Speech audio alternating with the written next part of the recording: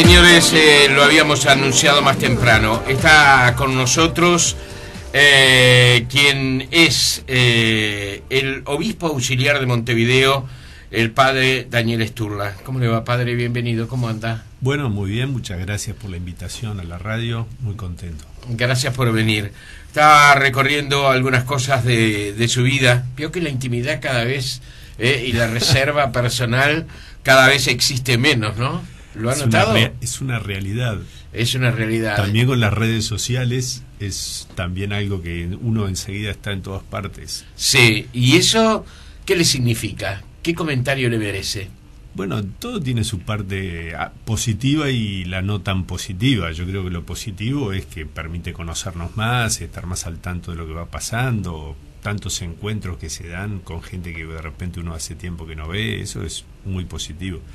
Después está lo otro que puede ser un cierto ataque a la intimidad, bueno, es la parte negativa que puede tener, pero también ayuda a que uno viva transparentemente, cosa que es muy importante.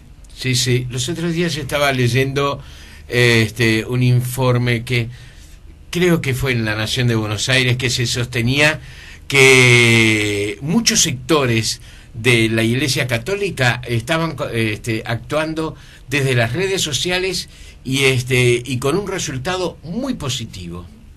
Sí, yo creo que es un instrumento hermoso. Yo participo en Facebook y tengo muchos amigos de Facebook y compartimos fotos, etcétera, y creo que eso es súper positivo. Después, con antiguos compañeros del colegio tenemos un grupo que intercambiamos noticias, cómo estamos, saludos, que nos hemos reencontrado, que cada tanto hacemos algún encuentro. Creo que también eso es en parte gracias a esa posibilidad de comunicación impresionante que tenemos ahora. Claro. Les decíamos que algunos datos, por ejemplo, del padre Daniel Sturla es que nació en 1959 aquí en Montevideo, fue ordenado sacerdote en noviembre del año 1987, después de haber obtenido el título en Derecho Civil en el Instituto Juan XXIII, estudió Filosofía y Ciencias de la Educación en el Instituto Miguel Rúa de los Salesianos aquí en Montevideo. ¿Le gusta la filosofía? Un poco, no es que sea mi pasión la filosofía, me gusta la historia, que es sí algo en que he estudiado, que doy clase de historia de la Iglesia, eso sí me gusta más. Bien, estudió teología en el entonces Instituto Teológico del Uruguay, Monseñor Mariano Soler, y se tituló en el año 2006. Como sacerdote ha sido vicario del noviciado salesiano, director del Instituto Preuniversitario Juan XXIII, profesor de Historia de la Iglesia, y desde el 10 de diciembre del año 2011 fue nombrado obispo auxiliar de Montevideo, lugar que está ocupando en estos momentos. Sí, aclaro, lo de Derecho Civil es solamente el bachillerato. Sí, está muy bien, está muy bien. No vamos a ir a pedirle su respaldo en una situación determinada. Padre, bueno, ¿cuál es la función del sacerdote en este mundo tan cambiante que hoy vivimos, que tenemos, que modificamos? A veces la Iglesia parece algo demasiado estático a la vista de la gente, y esto lo hemos hablado incluso con Monseñor Nicolás Cotuño en alguna oportunidad y con otros sacerdotes a lo largo de mucho tiempo de ejercicio periodístico, ¿no?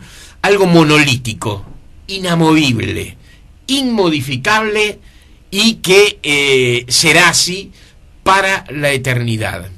En un mundo en cambio, ¿no hay cambios dentro de la Iglesia? Uy, sí habrá. Lo que pasa es que ahí hay como varias cosas. Uno es, hay una misión permanente de la Iglesia que responde a hacer presente a Jesucristo en cada momento de la historia. O sea que el hacer presente a Cristo, eso va a estar en todos los momentos.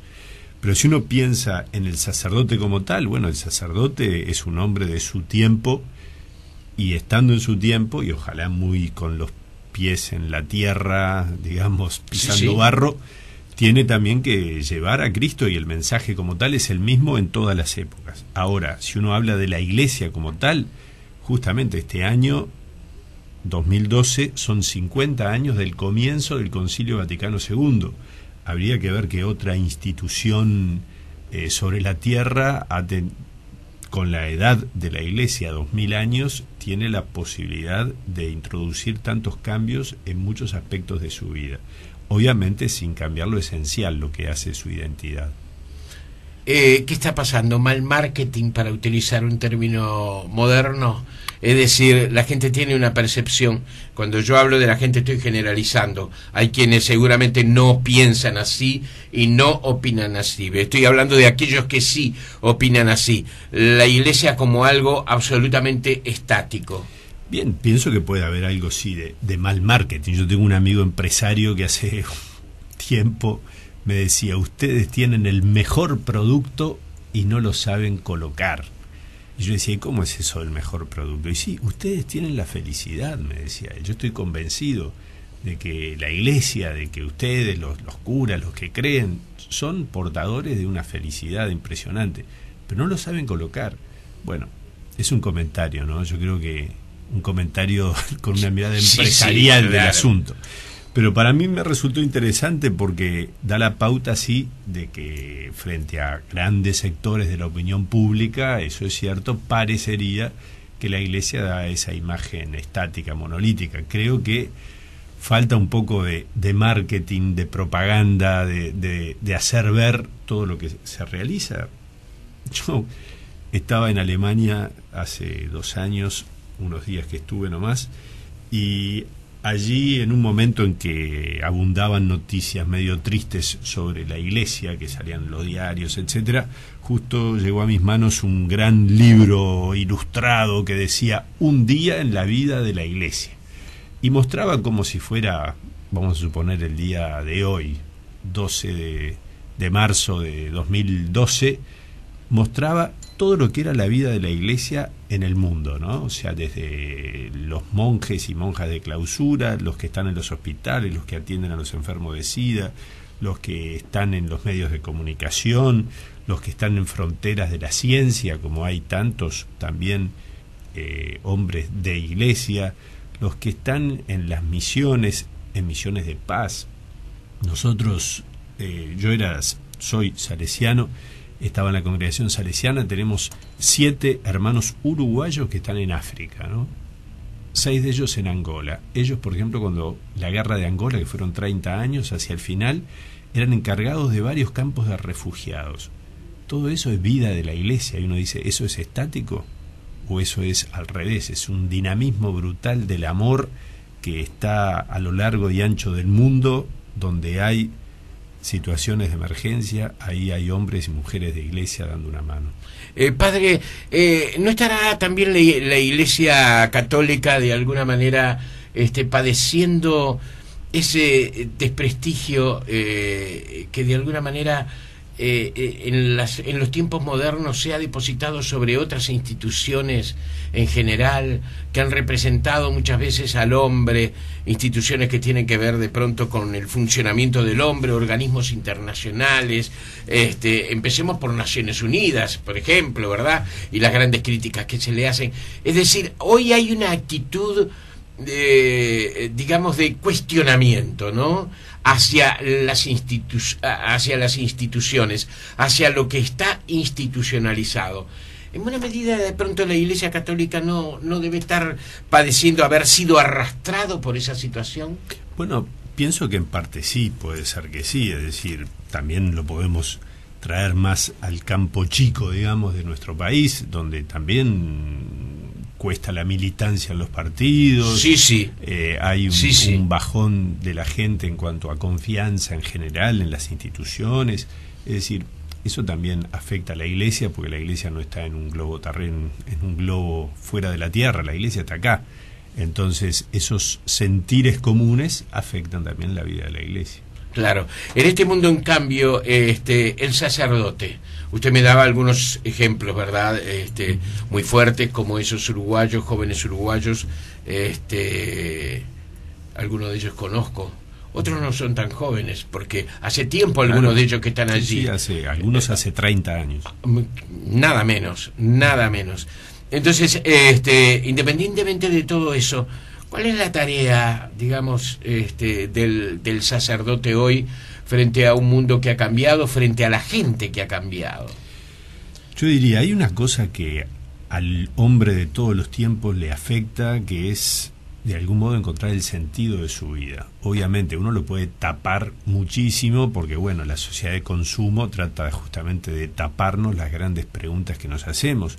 Entonces yo digo, donde una persona se pregunta sobre el sentido de la vida, bueno, ahí el sacerdote puede decirle, mirá, en mi búsqueda personal, en la raíz de lo que yo soy, yo te puedo ayudar a descubrir el sentido de tu vida.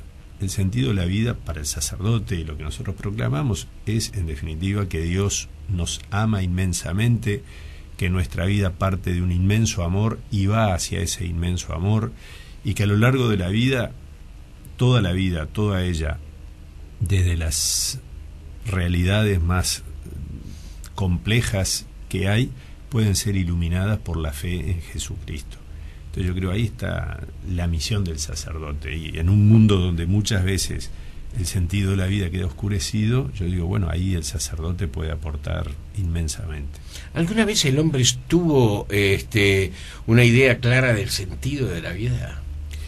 Bueno, yo creo que hay etapas y etapas en la historia de la humanidad, y bueno, la historia de la humanidad ya nos queda tan grande que se escapa, digamos, a lo que uno puede más o menos conocer, pero si uno piensa en la historia de Occidente o en la historia mismo entre nosotros, yo creo que hay una crisis ligada a una serie de elementos que se le han escapado. Por ejemplo, vuelvo al tema de la fe, ¿no? En un mundo, digamos así, donde la fe ocupa un lugar muy importante, yo creo que la persona humana, en una familia cristiana, en una familia donde la vida, la muerte, el amor humano, todo queda iluminado por la fe, yo creo que bueno, ahí hay un cierto sentido de la vida que uno lo mama desde pequeño.